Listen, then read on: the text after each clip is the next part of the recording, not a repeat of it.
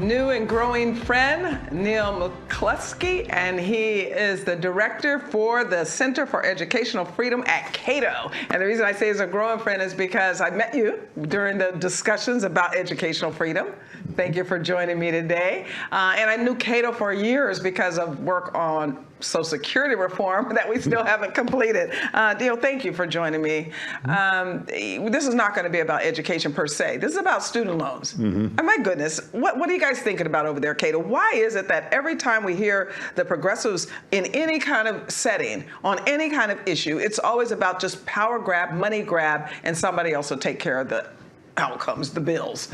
What's going on here? Yeah, well, I think one of the things we're seeing is what we see a lot with government programs, where the government creates a program, it has terrible unintended consequences, and the response is always, well, let's have more government involved. So the federal government set up student loans really starting in the 1960s, and they've grown and grown. And what we've seen they've done is they've caused colleges to raise their prices at incredible rates. Yeah. We've seen people get more and more degrees, but that signify less and less learning. So literacy for degree holders have gone down, for advanced degree holders. And we see employers asking for more and more credentials for jobs that haven't changed. Oh my. And of course, we've seen people take on— that's an unintended consequence. Wait, hold your thought on the fourth point. I want to stop you on that third point because this is new intel. So the employer has the same job, but he needs you to, now he has to train you, get more skill out of you because you're not prepared? Well, I wish that were it. They're not actually asking for more skills.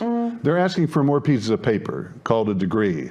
And it's basically because the federal government gives people money to go get degrees. And now an employer can say, you know, I used to not ask for this. And the job hasn't really changed. You don't have to be able to do anything different than before. But because there are more and more people with degrees, it's a basic sort of signal. I can weed people out if they don't have a degree. So this is something that's put people in kind of a bind. It is. And of course, we have ballooning student debt because of federal student loans. And so what we see the federal government, at least some Democrats doing, is saying, well, you know what we have to do to fix this problem? It's just forgive all these student loans. About $1.6 trillion in debt they may forgive. Which doesn't, there is a problem. There's a real problem. And even on that question, there's a real problem because lately here in the Beltway, where you work as well, they're trying to say, well, maybe we better means test it, not do the whole 1.6, just make it a welfare program. You take money you couldn't afford to pay back. Now you can't pay it back. Your degree is almost meaningless. And we see the colleges bringing the prices up, I'm hearing you say, but yet your degree is not worth what it should have been, and you want the taxpayers to bail you out? Yeah, so here's where it gets kind of complicated.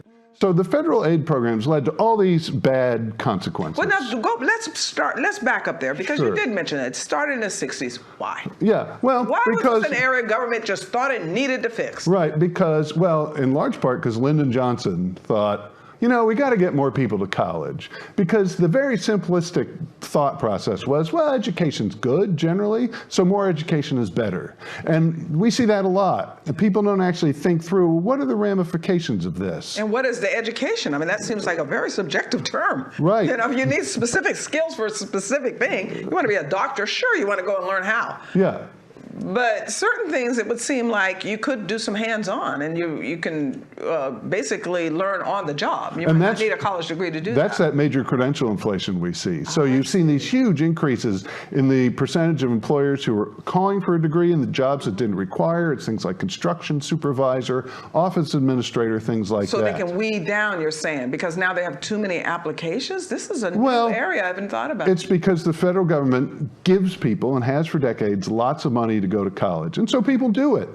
But they're not getting degrees that are really about more skills. But an employer can say, look, we have so many more people with degrees. We have some general sense that that person may, you know, finish what they're supposed to do. So just ask for it, because there's so many out there.